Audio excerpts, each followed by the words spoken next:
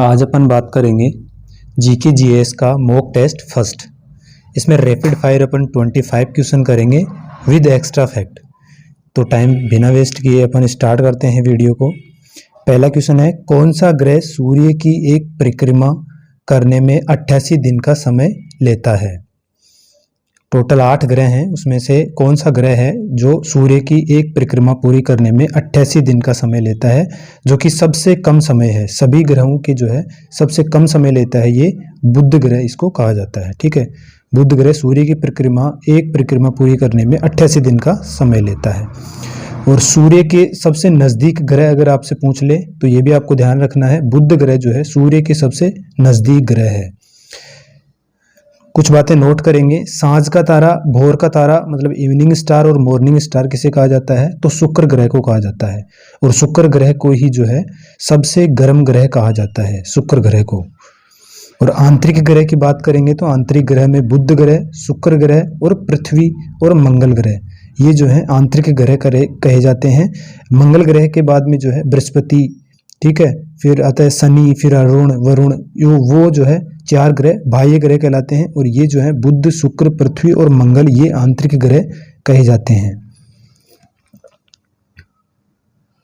पृथ्वी पर दिन और रात कब बराबर होते हैं।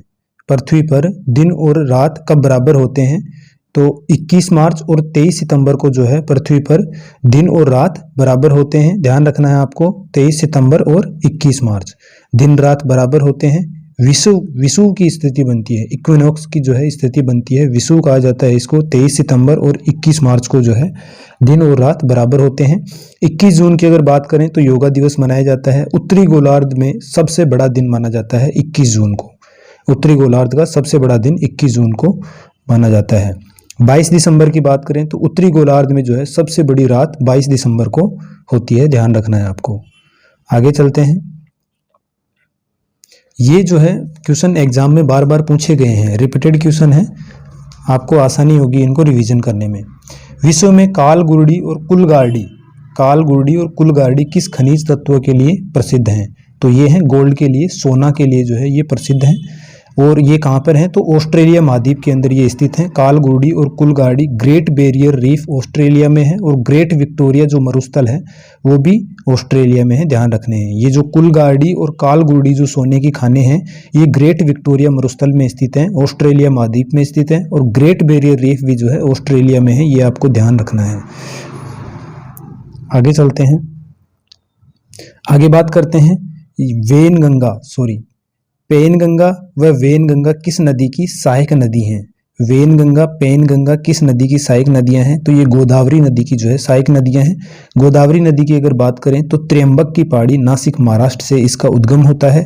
और अन्य सहायक नदियों की बात करें तो प्राणहिता और इंद्रावती नदी भी जो है गोदावरी नदी की सहायक नदियां हैं। पेनगंगा, वेनगंगा और प्राणहिता और इंद्रावती, ये 4 नदियां जो है ऑप्शन में आती हैं अक्सर। गोदावरी नदी की ये सहायक नदियां हैं, आपको ध्यान रखनी है। आगे चलते हैं। केंद्रीय तंबाकू अनुसंधान संस्थान कहाँ स्थित है, तो ये राजमुंद्री आंध्र प्रदेश में स्थित है। ब्रिटिश भारत के प्रथम जनगणना के समय वायसराय कौन थे। ब्रिटिश भारत के प्रथम जो जनगणना हुई थी उस समय जो है वायसराय कौन थे, तो भारत में जो प्रथम जनगणना हुई थी वो लॉर्ड मेयो के समय में हुई थी, 1872 के अंदर ये हुई थी, है ना। प्रथम जनगणना भारत में लॉर्ड मेयो के समय 1872 के अंदर। और फर्स्ट जो वैज्ञानिक जनगणना हुई थी, मतलब हर 10 वर्ष में जो है जनगणना होगी, ये कब शुरू हुई थी, तो ये 1881 में लॉर्ड रिपन के समय में हुई थी। तो भारत में अगर आपसे पूछे तो भारत में फर्स्ट जनगणना कब हुई थी, 1872 में हुई थी, लॉर्ड मेयो के कार्यकाल में हुई थी। और फर्स्ट वैज्ञानिक जनगणना या फिर प्रत्येक 10 वर्ष के बाद जनगणना 1881 में लॉर्ड रिपन के समय में प्रारंभ हुई थी, ये चीज आपको ध्यान रखनी है। उसके बाद में चलते हैं पंचवर्षीय योजना अवकाश। पंचवर्षीय योजनाओं में एक तो जो आता है रोलिंग प्लान और एक योजना अवकाश आता है प्लान हॉलीडे। ये कब आए थे, तो योजना अवकाश प्लान हॉलीडे की समयावधि क्या है, तो 1967-68 और 67 66, 67, 67, 68 और 68, 69, 3 वर्ष जो है ये योजना अवकाश प्लान हॉलीडे होता है, 3 वर्ष। और जो रोलिंग प्लान होता है वो 1978 से 79 और 79 से 80 के बीच में जो है 2 वर्ष का ये रोलिंग प्लान होता है। और कौन सा मॉडल था, तो गुन्नार मेडल मॉडल था इसे। प्रथम पंचवर्षीय योजना की बात करें तो ये 1951 से 1956 तक चली थी। द्वितीय पंचवर्षीय योजना की बात करें तो 1956 से 1961 के बीच में चली थी। और तीसरी पंचवर्षीय योजना की बात करें तो 1961 से 1966 के बीच में चली थी। टोटल 12 पंचवर्षीय योजना चली थी, 12 आपको ध्यान रखनी है। और 12वीं जो पंचवर्षीय योजना थी वो 2012 से लेकर 2017 तक चली थी। आगे अपन बात करेंगे इसकी। तीव्र, सतत व ज्यादा समावेशी विकास किस पंचवर्षीय योजना का लक्ष्य था? तीव्र, सतत व ज्यादा समावेशी विकास किस पंचवर्षीय योजना का लक्ष्य था? तो 12वीं पंचवर्षीय योजना का लक्ष्य था, जो कि अंतिम पंचवर्षीय योजना थी। 2012 से लेकर 2017 तक इसका कार्यकाल था, ये आपको ध्यान रखनी है। भारत संविधान के अनुसार राष्ट्रपति द्वारा दिए गए त्यागपत्र की सूचना उपराष्ट्रपति द्वारा तुरंत किसे दी जाएगी? ये आपको ध्यान रखना है कि राष्ट्रपति अपना त्यागपत्र किसे देता है, तो उपराष्ट्रपति को देता है। जैसे ही राष्ट्रपति त्यागपत्र उपराष्ट्रपति को देता है तो उपराष्ट्रपति की इसकी सूचना तुरंत किसको देंगे, तो लोकसभा स्पीकर या लोकसभा अध्यक्ष को देंगे। ये आपको ध्यान रखना है।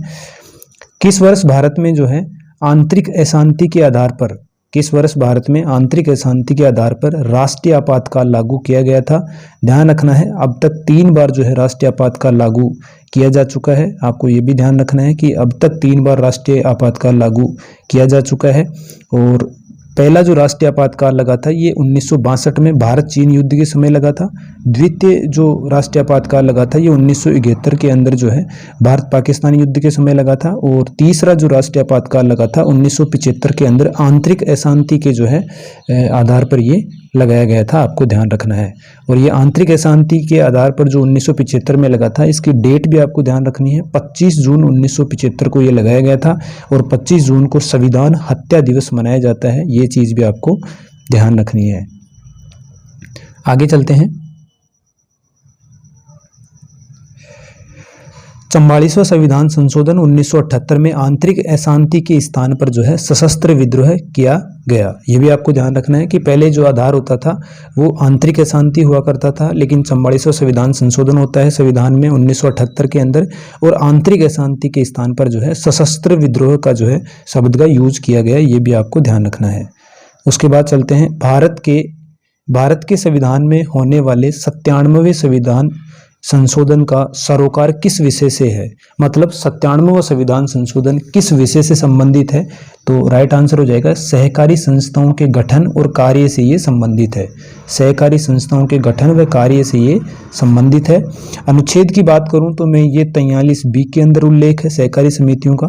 और भाग की बात करूं मैं संविधान में कौन से भाग में है, तो भाग 9B के अंदर जो है इनका उल्लेख है सहकारी समितियों का, क्योंकि भाग 9 के अंदर पंचायत का उल्लेख है।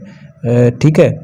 और भाग 9B के 9A के अंदर जो है वो नगरपालिका का उल्लेख है, और भाग 9B के अंदर सहकारी संस्थाओं का उल्लेख है। ये आपको ध्यान रखना है। 86वां संविधान संशोधन 2002 के अंदर होता है। अनुच्छेद 21A के अंदर जो है ये कहा जाता है कि 14 वर्ष तक के बच्चों को अनिवार्य व निःशुल्क शिक्षा दी जाएगी। 86वां संविधान संशोधन 2002 ये जो है 11वां मौलिक कर्तव्य भी है, ये आपको ध्यान रखना है। अनुच्छेद की बात करें तो 21A के अंदर जो है इसका उल्लेख है। ये चीज आपको ध्यान रखनी है। रूसी संसद को किस नाम से जाना जाता है? तो रूस में जो है संसद को ड्यूमा कहा जाता है, जापान में डाइट कहा जाता है और अमेरिका में कांग्रेस कहा जाता है। ये चीज आपको ध्यान रखनी है। भारत में संसद कहा जाता है। सिंधु घाटी सभ्यता का कौन सा नगर 3 खंडों में विभाजित है? ये आपको ध्यान रखना है कि धोलावीरा जो स्थान है गुजरात के अंदर वो सिंधु घाटी सभ्यता का 3 खंडों में जो है विभाजित नगर है। कौन कौन से जो है भागों में है? तो पश्चिमी, मध्य और पूर्वी 3 भागों में जो है ये विभाजित है।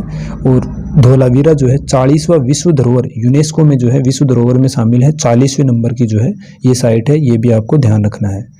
आगे बात करते हैं। 16 महाजनपदों में एकमात्र महाजनपद जो दक्षिण भारत में स्थित था कौन सा था?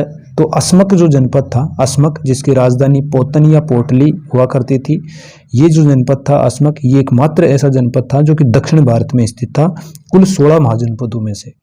16 महाजनपदों में भारत के बाहर 2 महाजनपद थे, आपको ध्यान रखना है। अक्सर क्वेश्चन पूछ लिया जाता है कि टोटल 16 महाजनपदों में से ऐसे कौन से महाजनपद थे जो भारत से बाहर थे, तो गंधार और कंबोज। गंधार और कंबोज जो है ये भारत से बाहर थे। गंधार की राजधानी तक्षशिला थी और कंबोज की राजधानी आपको बताना है, ठीक है। आगे चलते हैं। कौन सा शासक फारसी भाषा में गुलरुखी नाम से कविताएं लिखता था? कौन सा शासक फारसी भाषा में गुलरुखी नाम से कविता लिखता था? तो सिकंदर लोदी राइट हो जाएगा। सिकंदर लोदी जो था गुलरुखी नाम से कविता लिखता था फारसी भाषा में, और आगरा शहर को बसाया था 1504 में। इंपॉर्टेंट क्वेश्चन है, सिकंदर लोदी ने। अकबर द्वारा राणा प्रताप के पास भेजे गए शिष्टमंडल का सही क्रम क्या होता है?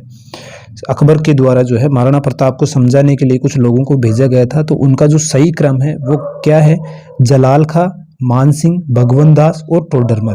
जमा भटो ये ट्रिक होती है। जमा भटो जैसे जलाल खां, माँ से मानसिंह और भै से भगवंत दास और टे से टोडरमल। तो जलाल खां, मानसिंह, भगवंत दास और टोडरमल को जो है भेजा गया था राणा प्रताप को समझाने के लिए।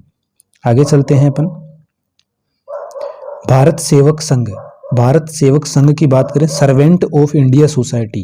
Bharat Sevak Sangh servant of India society की स्थापना किसने की थी? तो गोपाल कृष्ण गोखले ने करी थी 1905 ईस्वी के अंदर। बंगाल का प्रथम गवर्नर जनरल कौन था? तो वारेन हेस्टिंग जो था बंगाल का प्रथम गवर्नर जनरल था।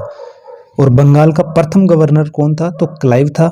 भारत का प्रथम गवर्नर जनरल कौन था? तो लॉर्ड विलियम बेंटिंग था। विलियम बेंटिंग था। और वायसराय भारत का पहला कौन था? तो कैनिंग था। यह आपको ध्यान रखना है।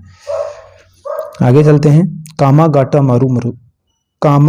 मारू घटना कब घटित होती है? तो 1914 के अंदर जो है कनाडा के अंदर ये घटित होती है। जापान का जहाज था जो कि भारत से गया था, वैंकूवर स्थान पर जो है कनाडा के अंदर इसको रोक लिया गया था। तो कामागाटा मारू घटना जो है ये कनाडा के अंदर होती है। डेट इसमें पूछी जाती है, 1914 के अंदर ये घटित होती है। एक अर्घ का मान होता है, तो एक अर्घ का जो मान होता है वो 10 की पावर -7 जूल होता है। और एक जूल के अंदर कितने अर्घ होते हैं? तो 10 की पावर 7 अर्घ जो है एक जूल का मान होता है। अर्घ और जूल जो है ऊर्जा या कार्य की इकाई होती हैं, ये भी आपको ध्यान रखना है। आगे चलते हैं। भौतिक परिवर्तन और रासायनिक परिवर्तन को अपन देखें। भौतिक परिवर्तन जो होता है, बर्फ का पिघलना एक भौतिक परिवर्तन है, ठीक है। और रासायनिक परिवर्तन की अगर मैं बात करूं तो लोहे पर जंग लगना या मोमबत्ती का जलना, ये रासायनिक परिवर्तन है, ठीक है। दहन, हमेशा जलने की बात जहां पे आएगी, दहन होगा वहां पे रासायनिक परिवर्तन होगा, ये आपको ध्यान रखना है। कौन सी एक मिश्रित ग्रंथि है? मिश्रित ग्रंथि कौन सी है, ये चीज आपको ध्यान रखनी है। ये बहुत बार एग्जाम में पूछा जाता है कि कौन सी एक मिश्रित ग्रंथि है। तो अग्नाशय जो ग्रंथि है वो मिश्रित ग्रंथि है। और अग्नाशय ग्रंथि की जो बीटा सेल है, बीटा कोशिका से इंसुलिन हार्मोन स्रावित होता है जो कि ब्लड शुगर को कंट्रोल करता है। इंसुलिन हार्मोन जो है बीटा कोशिका से अग्नाशय ग्रंथि से स्रावित होता है जो कि ब्लड शुगर को कंट्रोल करता है। और इंसुलिन हार्मोन की अगर कमी हो जाती है तो डायबिटीज या मधुमेह रोग होता है, ये चीज आपको ध्यान रखनी है। किसे प्लांट किंगडम के उभयचर के रूप में जाना जाता है? किसे प्लांट किंगडम के उभयचर के रूप में जाना जाता है? तो ब्रायोफाइट्स। ब्रायोफाइट्स को जो है ये जल में भी और स्थल में भी दोनों जगह रहते हैं, इसलिए इसको ब्रायोफाइटा जो है उभयचर कहा जाता है प्लांट किंगडम का, ठीक है। आगे चलते हैं। भूटिया व लेप्चा प्रमुख जनजातियां हैं। भूटिया व लेप्चा किस राज्य की प्रमुख जनजातियां हैं? तो ये सिक्किम राज्य की प्रमुख जनजातियां हैं, भूटिया और लेप्चा, ठीक है। विश्व हिंदी दिवस कब मनाया जाता है? 10 जनवरी को विश्व हिंदी दिवस मनाया जाता है। राष्ट्रीय हिंदी दिवस 14 सितंबर को मनाया जाता है। और राष्ट्रीय बालिका दिवस जो है 24 जनवरी को मनाया जाता है। और राष्ट्रीय विज्ञान दिवस जो है वो 28 फरवरी को मनाया जाता है। एक यहाँ पे रह गया था, नोट करके मैंने लिखा हुआ है। विश्व आर्द्र भूमि दिवस कब मनाया जाता है? विश्व आर्द्र भूमि दिवस 2 फरवरी को मनाया जाता है। 2 फरवरी 1971 को जो है रामसर कन्वेंशन होता है ईरान के एक शहर के अंदर। तो विश्व आर्द्र भूमि दिवस जो है 2 फरवरी को मनाया जाता है, ये चीज़ आपको ध्यान रखनी है। आई होप वीडियो आपको अच्छा लगा होगा। ज़्यादा से ज़्यादा लोगों तक शेयर करिए। चैनल पे नए हैं, चैनल को सब्सक्राइब करिए, बेल आइकन को प्रेस करिए ताकि नेक्स्ट वीडियो का अपडेट मिले। उत्कर्ष क्लासेज की जो कुमार गौरव सर की जो क्लास आती है करंट अफेयर्स की, उसमें से जो मॉक टेस्ट फर्स्ट था अपन ने वो रिवीजन किया है। बड़ी क्लास अगर आप नहीं देख सकते तो ये छोटी क्लास ज़रूर आप देखें। धन्यवाद।